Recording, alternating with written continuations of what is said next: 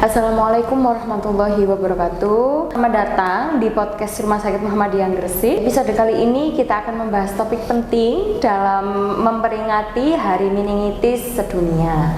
Meningitis adalah penyakit yang mungkin jarang kita dengar, tapi dampaknya bisa sangat fatal, yaitu bisa mengancam nyawa. Nah, supaya kita lebih aware, sudah hadir narasumber di samping saya, yaitu Dokter Atika, spesialis saraf. Halo dokter. Halo, assalamualaikum. Waalaikumsalam. Terima kasih loh dok sudah hadir di podcast kali ini. Ya, saya juga senang banget hari ini diberi kesempatan oleh Rumah Sakit Muhammadiyah Gresik untuk membagi sedikit tentang meningitis ya. Iya, meningitis betul.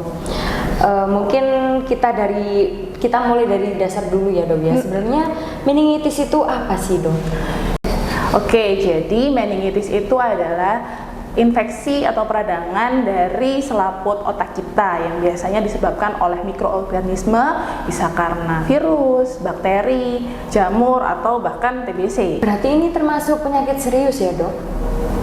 Ya, jadi meningitis ini termasuk penyakit yang serius karena kalau tidak kita tangani dengan tepat, cepat, akan menyebabkan bahaya yang bisa mengancam nyawa.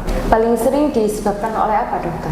Jadi untuk meningitis ini memang sangat jarang terjadi dan penyebab infeksinya itu sulit. Jadi mereka biasanya terkena di kelompok-kelompok rentan. Rentan itu artinya apa? Untuk pasien-pasien yang usianya masih sangat kecil atau orang dewasa yang sudah sangat tua, atau juga bisa terkena di dewasa muda dengan penyakit penyerta seperti pada HIV/AIDS.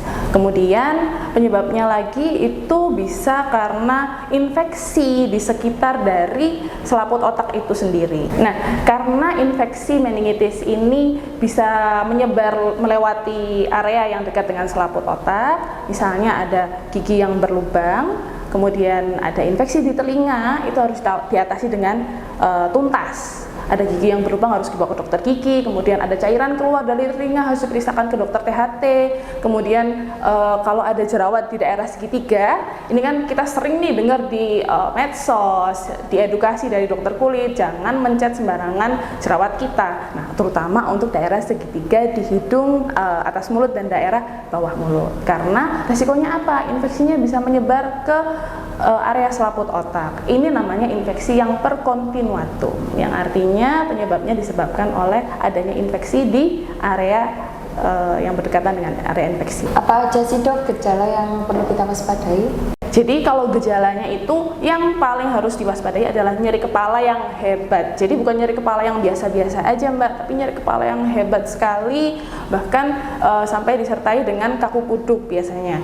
Nah, kaku kuduk ini bukan sekedar nyeri kaku leher biasa seperti salah tidur, tapi kaku di mana lehernya ini tidak bisa menekuk ke bagian dagu gitu. Bahkan untuk pada pasien anak-anak, kalau misalnya nih, nggak cuma pasien anak-anak sih, jadi kalau misalnya infeksinya ini telat ditanganinya, ternyata dia infeksinya berat, itu dia bisa menyebar sampai ke parenkim otaknya. Dampaknya apa sih dok? Dia bisa sampai kejang, bahkan sampai penurunan kesadaran. Nah, ini yang bahaya banget sih.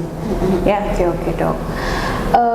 Kalau sudah muncul gejala seperti itu nih dok, itu harus gimana sih sebaiknya dok? Nah, untuk warga sehat nih, kalau misalnya ada keluarga atau kerabat dengan gejala, wah ini sepertinya ada infeksi nih, infeksi meningitis nih, ini tidak ada penanganan di rumah. Artinya apa? Untuk pasien dengan gejala seperti itu langsung dibawa ke IGD, langsung dibawa ke fasilitas kesehatan yang terdekat, bahkan kalau ada ya IGD, rumah sakit gitu. Karena nggak ada penanganan di rumah, pasien harus segera dibawa ke rumah sakit gitu.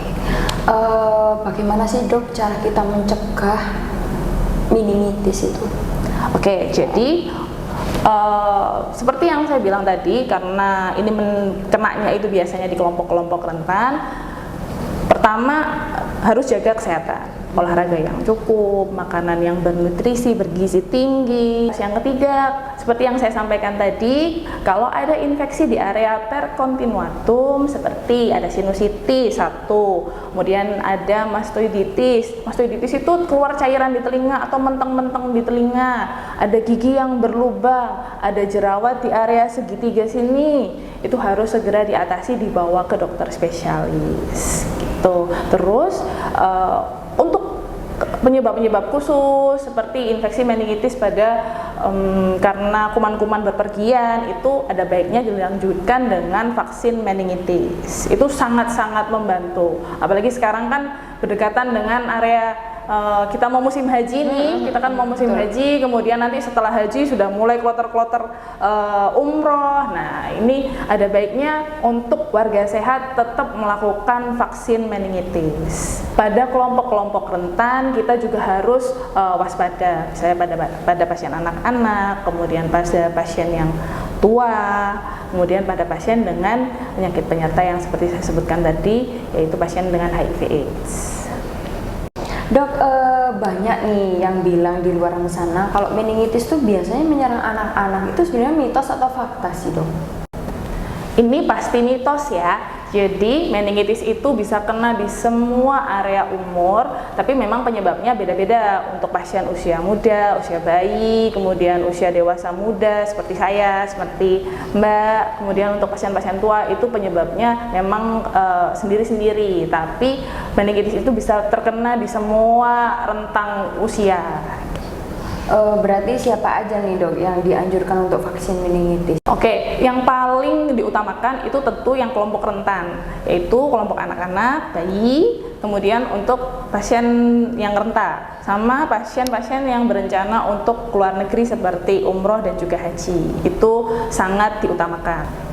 Tapi untuk pasien-pasien dewasa muda yang nggak ada penyakit penyerta, nggak ada masalah, apakah terus nggak boleh untuk vaksin? Boleh aja, karena namanya preventif itu lebih baik kan daripada kuratif atau menyembuhkan gitu. Oh, jadi semua harus tetap waspada ya, Dok? Iya, betul banget dong, Mbak. Oke. Terima kasih banyak, Dok, atas ilmunya. Semoga bermanfaat dan semoga episode ini bisa membantu teman-teman lebih aware mengenal meningitis dan pentingnya pencegahan sejak dini.